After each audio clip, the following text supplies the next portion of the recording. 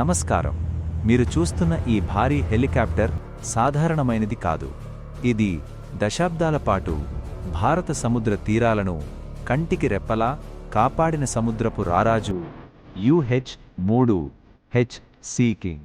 విశాఖపట్నం లాంటి మ్యూజియంస్లో గంభీరంగా కనిపిస్తున్న ఈ హెలికాప్టర్ చరిత్ర ఏంటి, దీని ప్రత్యేకతలు ఏంటో ఈ రోజు వీడియోలో తెలుసుకుందాం.